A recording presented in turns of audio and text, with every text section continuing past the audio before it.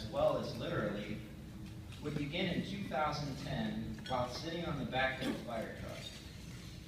As a 10-year volunteer firefighter, he came up with the idea to create MN8 Foxfire, a company which uses glow-in-the-dark technology to help firefighters reduce disorientation and increase accountability. What began with him selling products out of the back of his truck has now turned into a 15-person company with over 350 firefighter sales representatives in almost each of our 50 states. 4 years after that bright idea, now 65,000 firefighters in 25 different countries are using Foxfire's advanced photoluminescent products. Additionally, MN8 Foxfire products are now also being used in major sports arenas and high-rise buildings to increase safety in the case of an event of a blackout and/or power failure. After being nominated by the Cincinnati USA Regional Chamber, Zach received the 2013 Ohio Chamber of Commerce Excellence in Entrepreneurship Award, as well as receiving a nice check for $25,000 to go along with that. In 2011, MX8 Foxfire was runner-up in the Cincinnati USA Regional Chamber's Small Business Emerging Business of the Year category. Zach graduated from Roger Bacon High School and Bowling Green State University. He also served our country as an infantryman in the United States Marine Corps. On top of all of his other successes, he is married and has a 10-year-old son. Please join me in welcoming to the stage Zach Green.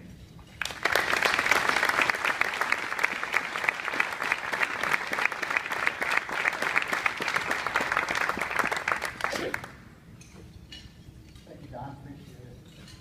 I got my timer here because Lori said she's going to kill me if I go over 20 minutes, so if you see me looking down, that's why. I had a lot of challenges growing up. I really struggled in school. I bounced around from 6 different schools until I finally found a school system that could deal with some of my challenges. I had ADHD, and one of the things with ADHD is you never really grow out of it, but they do change the name when you get older. It becomes multitasking when you get out of school. And then it becomes this like great thing, like, whoa, he's a great multitasker. He can do all these different things. You never hear anybody talk about Richard Branson and say that he has ADHD. They say he's a multitasker. And I can sit there and text on my cell phone while I'm having a conversation with you, listening to the person on the conversation next to me, while the whole time I'm thinking about what I'm going to have for lunch, and I can do them all with no problem. But growing up, people didn't really understand what ADHD was like. And I have the most amazing parents, the most wonderful mom and dad. They never gave up on me. They constantly fought for me. I remember vividly my dad one time when I was in 5th grade, I wanted to join a zoo volunteer program. The teachers wouldn't sign an endorsement letter to let me do it. And I remember him arguing with the teachers saying that, give my son a chance, give him an opportunity to do this. I remember getting into high school and wanting to run for student council, and the teachers basically saying that I wasn't allowed to run because I was irresponsible and my grades weren't good enough. And I knew I had the votes, and it was just this constant undoing of people telling me that I probably wasn't going to go to college, probably wasn't even graduating from high school. And I should have. I graduated from high school. I barely graduated from high school. I remember opening up my diploma and not knowing if it was going to be there now. But it was, I made it. And I had 3 very distinct dreams as a young man growing up. I wanted to be a US Marine, I wanted to be a firefighter, and I wanted to be an entrepreneur. And I knew nothing and nobody was going to stand in the way of that. I remember walking down to the Marine recruiting station when I was just after I turned 18 because my parents were real excited about me joining the Marine Corps. And sitting down with that recruiter and him looking at me and saying, why are you here, Zach? And I said, well, I want to be a Marine. He says, I've seen your type before. You're not tough enough. There's no way you'd be able to make it through Paris Island. Well, I showed him wrong. I pulled that contract out of his hand, I signed it up, and before you know it, here I am. Paris Island with this nice gentleman, actually him and about 4 of his other buddies for the next 3 months in the summertime in Paris Island. Not a great place to spend your summer vacation, I can tell you that. I always have a hard time knowing my left from my right. I still kind of get confused sometimes. And it's an important skill to have in the military, especially when you're marching and you got to realize the machine guns are on the left and safety's on your right.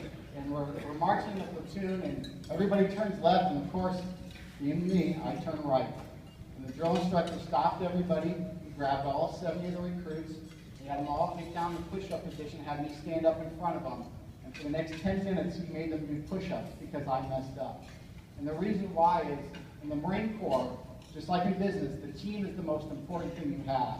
And my teammates had let me down. My fellow Marines had let me down because I turned the wrong way. And they wanted to punish me, know that the best way to punish them is to hurt their team, not to hurt them. I remember a couple days later, same type of thing happened. I made a mistake. Everybody else did the right thing. I did the wrong thing. I did when I should have zagged. And I remember the platoon marching off, and the drill instructor sat there and he looked at me and he said, "Zach, you're not going to make it. You're not good enough. I knew you weren't going to be able to handle it. Your mom and dad aren't here to look after you like they've done their whole life." And at that point in time, I collapsed. I fell down on that parade deck and I started to weep. And I realized from that point on, never again was I going to have someone tell me I can't do anything. And I knew what that drill instructor did. He was trying to break me down. That's what they do in the Marines. You break you down and then you build them back up to become a Marine. And one of the greatest pleasures in life is doing what other people say you can't do. And from that point on, never again was going to listen to somebody tell me I wasn't good enough, I wasn't smart enough, or I wasn't going to do something. I had a great time in the Marine Corps, got a chance to go off into the officer program, actually ended up graduating first place in my platoon to an officer candidate school, got to travel around, see different cultures, meet exciting people, and kill them. No, I'm just kidding. Well, not that many, the bad ones. Get out of the Marine Corps, and about 50 pounds later, I'm out in the civilian world, and I felt like there was a hole in my heart. I was missing something. I missed that brotherhood. I started my career in the software industry, and I just remember I missed that team, that brotherhood. I remember that dream this little kid had. That's me when I had a lot more hair, about 5 years old in Clifton, saying that I want to realize that second dream and become a firefighter. So I live in the city of Wyoming, and I joined the Wyoming Fire Department. It's actually me up there swinging the axe. Mom, don't get mad at me for being on top of a roof. But anyway. The incredible thing about the fire service, just like in the Marine Corps, it's all about teamwork, it's about brotherhood, it's about connecting with other people and focusing on solving that mission, that problem, no matter what happens. We have a saying in the fire service, we can't dial 912 after you call 911. We have to solve the problem no matter what happens. And I've seen some pretty incredible things in the fire service. I've rescued people out of burning buildings off of ladders. I've seen death, I've seen dismemberment. I've seen people at their absolute worst of their worst. The scariest thing that ever occurred to me actually occurred during a training event. We were doing a simulated basement fire. Basement fires are really not fun for two reasons. Number one, the fire's below you. It's not a place you want to be at. You don't believe me, light a candle, put your hand next to the candle, you don't feel anything. Put it above a candle, it's real hot. The second thing is we always want to have a secondary means of egress. In basement fires, usually the way in is the way out. So if you get trapped down there, you're in big trouble. I had the unenviable task of doing what's called the control man. My job was to pull that fire hose to make sure that attack team was able to get the water on the fire down those stairs. And as the end of the day, I'm physically spent. I have virtually no upper strength left in me. I'm dizzy. I'm feeling sick to my stomach. And I start grabbing on the hose, and it's stuck. I can't get it. And I finally get enough just to get to the top of the stairs, and I'm hit with a level of heat like I've never experienced before. There's heat that we see in a sauna. There's heat you get when you open up the oven to get out your cookies. But then this type of heat was literally penetrating my ear and melting me. I started to smell the scariest thing a firefighter will ever smell. I smelled burning rubber. And what was happening is my face piece was starting to melt off of my face. And that melting rubber was that last seal that was getting ready to get through. At this point in time, I'm faced with the famous flight or fight instinct. What do I do? Do I go ahead and hightail it out of here, leave my brothers behind? Or do I go ahead and say, I'm going to make my last stand, I'm going to fight?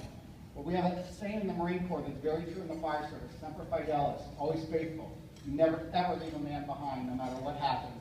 And I'll be damned if I was going to leave my brother firefighters behind as they were down that stairwell trying to get water on the fire. I went ahead and I wrapped the hose around my back.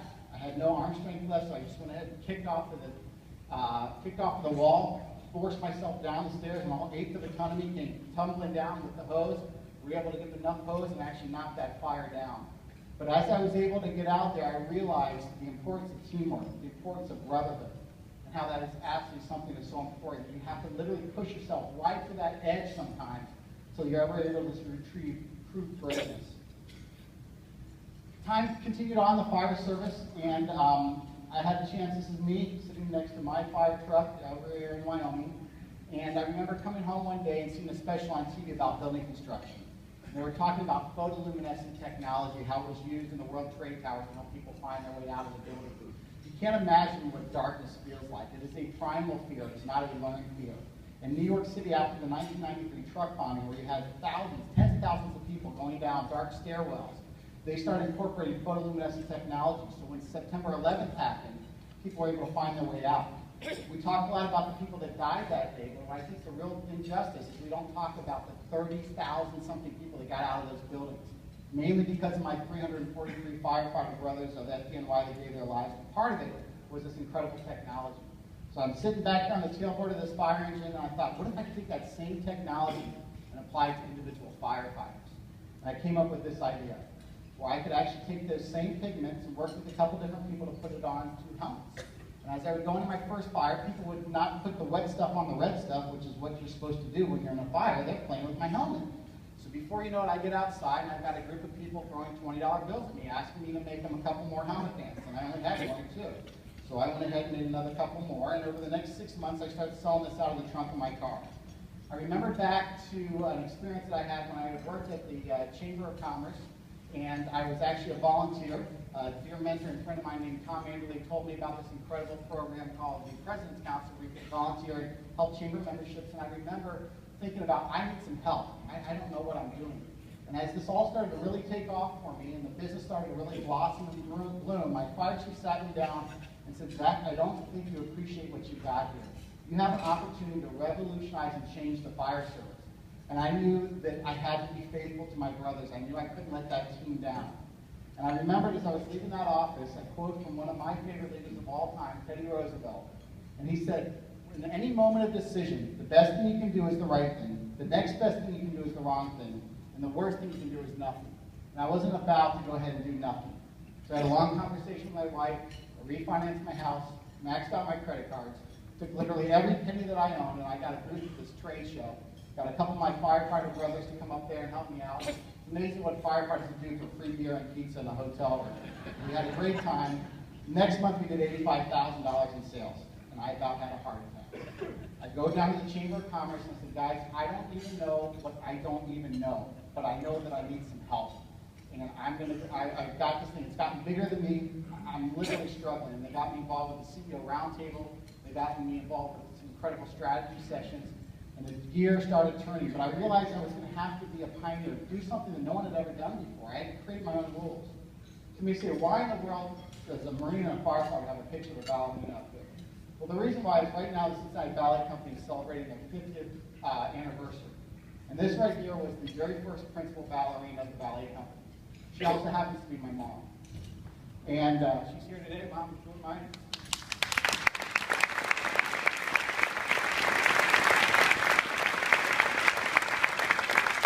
My brother and I told us stories about how they started out with the ballet company. It was just an amateur group of girls that loved dancing when we turned into a professional ballet company. She talked about what it was like being a pioneer. And she talked about the incredible opportunity she had. And she made the comment, you have to be fierce. You have to want something so bad you can literally taste it. And you need to push aside all those people that tell you you can't do stuff. And everybody in this room knows what it's like to climb this ladder of success. The more successful you are, sometimes people want to bring you down just because they're not successful. Or they didn't have the courage that you have to actually step out and do something. And I thought of this quote here. Wolves really don't care about what sheep have to say. They're predators. And that's what you need to be. You need to think about being a predator. You make your own rules. You start your own programs. One of the great things with Foxfire is I've had the opportunity to travel literally all over the world, from Russia to Dubai to Aruba, many different countries sharing this technology with them. In my travels a couple months ago, I ended up here in Israel. I went through a tremendous program through the US Department of Commerce called the Gold Key Service. It's through the Commercial Services Division, where anybody that's interested in doing international business, please, please, please get in touch with this organization. They basically set up a personal trade mission just for you and your company. My travels ended up here in Israel. So of course, the first thing I did was stop by a fire station. I go down and meet these guys out of the Bet Shemesh station, which is a town about halfway between Tel Aviv and Jerusalem. And I shared with them a couple of Foxfire helmet bands, and one of the firefighters who couldn't speak a lick of English pulls his iPhone over and shows it to me on the Facebook page, and he had the MN8 Foxfire Facebook page up. He was already a fan of ours on Facebook. He knew about the products. I'd never seen it. And I'm going to get back to that story here in a second about social media and Facebook and how we really connect. They pointed me to an area that I've been wanting to visit my whole entire life, ever since hearing the story in Sunday school. The town is called the Valley of Elah. And over here you have two mountain ranges that are called the Shephelah. The Shephelah is a series of mountain ranges and valleys that run from Mediterranean Sea inboard. You know, Israel's a land bridge from Europe to the Middle East to Africa, and that's why over the thousands and millennia of years, it's such a hotbed of a town because people constantly came through there. And in this space, several thousand years, it occurred one of the greatest battles that ever occurred. On one hillside was the mighty Philistine army. On the other hillside was the mighty Israelite army led by King Saul. And in those days, you never attacked the other army, especially in this situation, because you would have to go down the hill, expose yourself, come back up the hill, which would be almost near suicide. They elected what's called single combat. Single combat is where each warring party puts one warrior out in front and they fight. And whoever wins that single combat wins the war, so to speak. So in this case here, we can see another map of it. A great battle occurred, and the mighty Philistine army elected Goliath, the great giant Goliath, 8-something feet tall. He gets down to the valley, and he says, "Who of you is strong enough to fight me? Who of you dares come against the Philistine army?" And a young shepherd boy that was visiting his brothers said, "You know what? I'll do it. I'm as good a person as anybody." And everyone looked and said, "David, you're a young shepherd boy. You can't do this. Let us give you these swords and these axes and this armor." He said, "No, no, no. I've got a plan. I can do this myself. I don't need you to help me." And David walked down to that valley, to this exact creek bed where I was standing, and I picked up a rock. This is the rock that I picked up right there in that creek bed. Literally could be to the foot of where David and Goliath sat. Two things happened that I want everybody to think about how we can apply this to our business. The first thing is, we assume since Goliath is the giant, that he's the big, strong giant. Well, giants are big, but they're very slow. They're usually not too smart. Let's think about some of the other companies that are out there, the big Fortune 500, the Fortune 1000 companies. They take a long time to get anything done. Here in this room, we have a bunch of nimble, agile, very fast companies that can react, just like David did. The second thing is, Goliath said, "Come to me." Well, David didn't come to him, because if David came to him, Goliath would grab him and rip him apart. And what David did is he had a strategy, and that strategy was to stand far back, pick up that rock, and we all know the rest of the story, how it ends. David slays the mighty Goliath. So again, think about it. Big does not always mean better. Small does not always mean weaker. And strategy is, I think, one of the most important things that we have to have. Let me share with you real quick my strategy. This is something every one of you can take back to your business today. This was a lecture that I saw by Michael Dell. It really changed the way that I decided to put Foxfire together. He said in all businesses there's 3 C's that you have.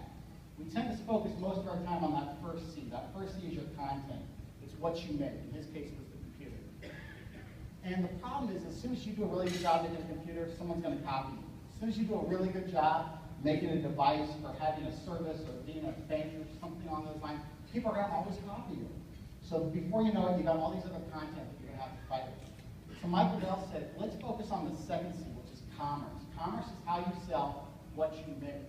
What Michael Dell did was really revolutionized. If you remember back in 93, 94, he used the power of this thing called the internet. And he started Dell.com. And you actually, from the privacy of your home, could actually order something. Jeff Bezos comes along, starts Amazon.com. Before you know it, everybody's buying everything on the computer. The problem on the internet. The problem is other people are going to copy that also. They're going to copy your content. They're going to copy the way that you make your business, the way that you sell things. An example here was 2 years after you buy your Dell, you go back and you need to buy another computer. Here pops up Gateway, was the first one to come up against Dell. Here pops up HP. Here pops up Apple. And you're going to type it in. You're going to buy whichever one of these computers is cheap enough to meet your minimum qualifications. Michael Dell said we need to evolve past this. Everybody in this room needs to evolve past it, outside of this business model, and focus on that third C. That third C is the community. An example he used was he said, who here has a cell phone? So let's try this real quick. Who here has a BlackBerry? Raise your hand if you still have a BlackBerry. Okay, a couple black people. Raise your hand if you're an Android user. Okay. Raise your hand if you have an iPhone. Now, one thing that's interesting about iPhone users, it's not just that you're proud of the iPhone, they're proud of being in that community. You hear someone giggle when they all raise their hands up?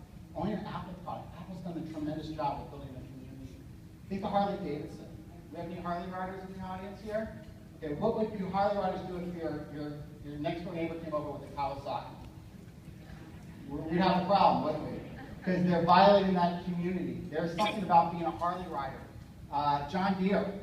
I'm sure a lot of us own a John Deere hat, a really cool green shirt, but very few of us own a John Deere lawn tractor or have a yard even big enough for a John Deere. But it's because they're part of that community. And if we can focus our time on that community, that's where I think we can really reach out and touch people all over the world. Because think about all those great companies that are out there now. Facebook, LinkedIn, Twitter, blogging, all these different types of things. I was able to connect with firefighters in Israel, a whole other world away, and it didn't cost me a single penny. I was able to engage them, and I was also able to share with my fellow firefighters the adventures that I've been going on, the things that we've been doing. What I've done with Foxfire is I've created a community of my brother firefighters that not only help to market Foxfire, but we've also given them an opportunity to sell Foxfire. So when, just like I had originally, when they wear that Foxfire helmet band, another firefighter sees it, they can connect up with each other and they can actually sell it to them. Think of direct marketing with also multi-level marketing crap. So another way of looking at it is this is what you sell. This is how you sell it. And for me, I think this is the most important thing we do. And there's great TED Talk on this by Simon Sinek. The why. The why we do. You have to have a good passion and reason why you do this type of thing. Let me explain how this works for Foxfire. We are accompanied by firefighters, for firefighters, and those we protect.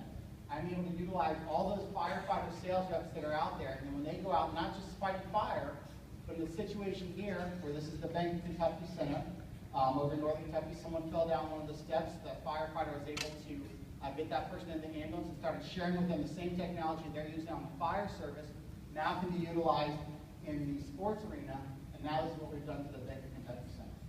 So now, if the power goes out, no batteries, no electricity. Think about how we can do this into every stairwell. Every one of you have a business around there, and I can have that off-duty firefighter, when he's on duty, he's checking to make sure your exit signs work. And when they don't work, he knows to come back and tell his buddy to come back in there and say, hey, we've got another solution that can actually help them illuminate that stairwell and be able to find their way out. Bottom line is, I'm going to change the world with this technology. Nothing's going to stand in my way of doing this. I've assembled the most incredible team. I have a tremendous board of directors with some of the absolute studs you'll ever meet in the business community. I have two dear friends, Joe Sundgren and Brent Rippey, that helped me raise some venture capital financing to help us take this to the next level. Still a couple of shares are available if anybody's interested. Talk to Brent over here. And we literally are going to change the world. When I say that, I'm not saying that figuratively, that is literally. Last night I got off the phone with one of my contacts in Dubai and found out that the Royal Palace in Dubai is actually utilizing Foxfire in their building. So here we have a small firefighter from the town, city of Wyoming, able to change this. I would encourage each and every one of you to think about what you can do to change the world. I've been involved with this tremendous program called Aileron up in Dayton, Ohio. Aileron is the brainchild of Clay Mathill, who started IMES when he sold it for $2.something billion to P&G. He started this incredible incubator for CEOs to teach them to be better CEOs. My business mentor, Mark Thompson, up there, was leading us after one of my sessions. Said, Zach, I don't think you appreciate what you're doing here. You're riding a rocket. And when he told that to me, I literally got shivers down my spine. I got so scared. I said, no, rockets are dangerous. Rockets are fast. Rockets are explosive. Rockets burn out real fast, and sometimes they crash. Rockets need a big, huge team of people to maintain them, and that's true. But I also forgot about the most wonderful thing about riding a rocket. It's the view. So each and every one of you, enjoy the view that you have today. Enjoy what you've built. Enjoy the dream that you've seen that's come together. This journey is never in a straight path. It would be too boring if it was straight. It's got ups and downs. But if you surround yourself with a great team, you reach for the stars, and accomplish amazing things. Thank you very much for all of your time today.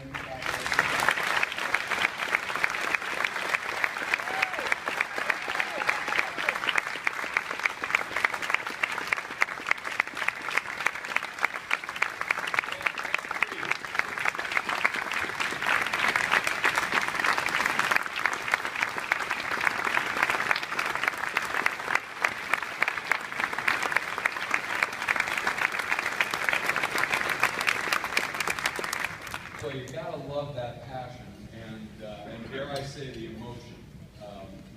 It is what separates succeeders from the rest of the group. Congratulations.